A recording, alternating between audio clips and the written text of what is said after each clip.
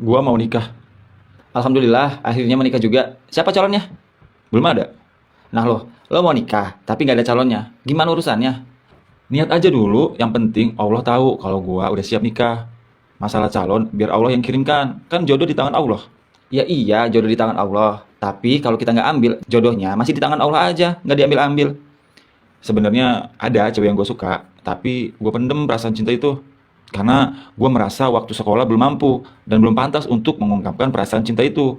Gue kira perasaan cinta itu akan hilang seiring jalannya waktu, tapi semakin gue pendem malah semakin muncul perasaan ini. Gue dengar cewek yang gue suka juga ternyata banyak yang melamar. Dari orang yang kaya, punya jabatan, bahkan ustadz. Mendengar itu, gue jadi minder. Kayaknya gue urungin aja deh niat gue untuk melamarnya. Biarlah perasaan ini akan hilang dengan sendirinya. Pertanyaannya, sekarang apa cewek yang lo suka itu menerima lamaran cowok-cowok yang datang itu dengan seabrek gelar, jabatannya, titelnya, dan kekayaannya? Enggak, dia nggak nerima. Semua cowok yang datang melamarnya dia tolak. Nah, bukankah itu pertanda lo juga punya kesempatan yang sama? Justru itu, gue tambah minder. Lo bayangin, cowok yang kaya, punya jabatan, dan bahkan ustadz saja, dia nggak terima. Apalagi gue, yang hanya teman kecilnya, hanya punya usaha kecil-kecilan, yang masih merintis, dan hidup sederhana. Dengar cerita lo, gue jadi ingat kisah cintanya Sayyidina Ali dan Fatimah, anak kesayangan Rasulullah.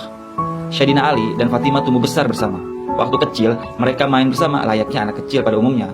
Karena Sayyidina Ali kecil tinggal bersama Rasulullah dan Siti Khadijah. Ketika tumbuh besar dan dewasa, Sayyidina Ali dan Fatimah menjaga jarak dan menjaga pandangan satu sama lain. Mereka berdua tidak mengetahui satu sama lain bahwa cinta tertanam di hati mereka masing-masing. Mereka memilih memendam perasaan itu begitu lama. Fatimah mencintai Ali dan Ali tak mengetahui bahwa Fatimah juga mencintainya. Begitupun sebaliknya. Singkat cerita, Fatimah sudah tumbuh besar, menjadi gadis yang pintar dan berakhlak baik. Tentu saja, sudah waktunya untuk menikah. Banyak sahabat Nabi ingin melamar Fatimah, mulai dari Abu Bakar, Umar bin Khattab, Abdurrahman bin Auf, Utsman bin Affan, mencoba melamar Fatimah namun ditolak Fatimah. Para sahabat Nabi yang melamar Fatimah ini bukan kaleng-kaleng. Semuanya orang yang berakhlak baik, punya jabatan dan kekayaan yang tidak sedikit. Tapi Fatimah menolaknya. Semua yang datang ditolaknya. Lalu, siapakah yang Fatimah mau? Laki-laki seperti apa yang Fatimah tunggu? Mendengar para sahabat Nabi ditolak Fatimah, Ali tambah minder. Mereka aja ditolak, apalagi aku yang tak punya apa-apa. Mungkin begitu suara hati Sayyidina Ali waktu itu. Sayyidina Ali merasa hanyalah orang miskin yang menumpang hidup di keluarga Fatimah sejak kecil. Sedangkan Fatimah berasal dari keluarga yang terpandang, sehingga tidak ada harta yang bisa beliau jadikan mahar jika ingin menikahi Fatimah. Suatu ketika Umar bin Khattab datang menghampiri Ali, bercerita bahwa beliau baru saja ditolak Rasulullah Shallallahu Alaihi Wasallam atas lamarannya kepada Fatimah Az-Zahra. Setelah bercerita panjang lebar, terbesit dalam pikiran Umar bin Khattab menyuruh Ali untuk melamar Fatimah karena umur Ali dan Fatimah yang tidak terlalu jauh, hanya selisih 7 tahunan. Mendengar hal tersebut, Ali kaget dan merasa sangat ragu. Bagaimana tidak seorang Abu Bakar, Umar bin Khattab, Utsman bin Affan, dan Abdurrahman saja ditolak, apalagi beliau yang tidak memiliki apa-apa saat itu. Umar bin Khattab terus membujuk Ali untuk berani melamar Fatimah dan meyakinkan beliau bahwa lamarannya pasti akan diterima.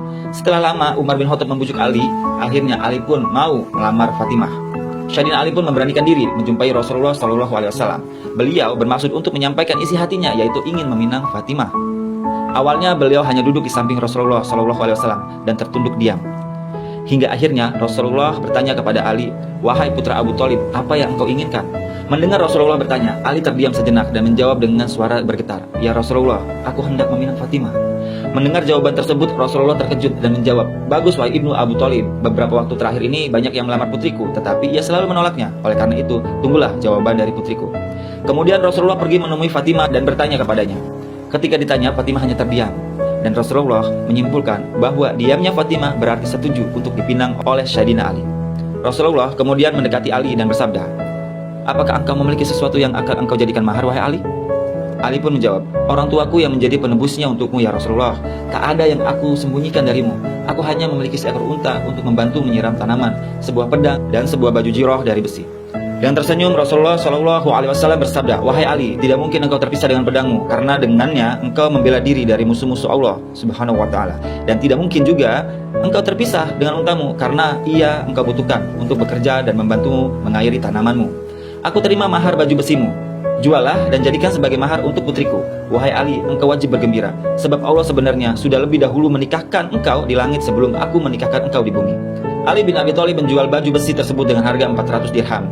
dan menyerahkan uang tersebut kepada Rasulullah SAW. Dan Rasulullah pun membagi uang tersebut ke dalam 3 bagian. Satu bagian untuk kebutuhan rumah tangga, satu bagian untuk wewangian, dan satu bagian lagi dikembalikan kepada Ali bin Abi Thalib sebagai biaya untuk jamuan makan untuk para tamu yang menghadiri pesta. Suatu ketika saat malam harinya setelah dihalalkan oleh Allah Subhanahu wa taala, terjadilah dialog antara Fatimah dan Ali.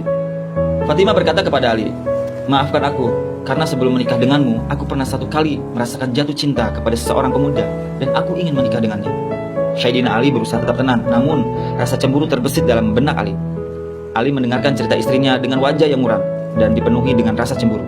Ali pun bertanya, mengapa ia tak mau menikah dengannya, dan apakah Fatimah menyesal menikah dengannya?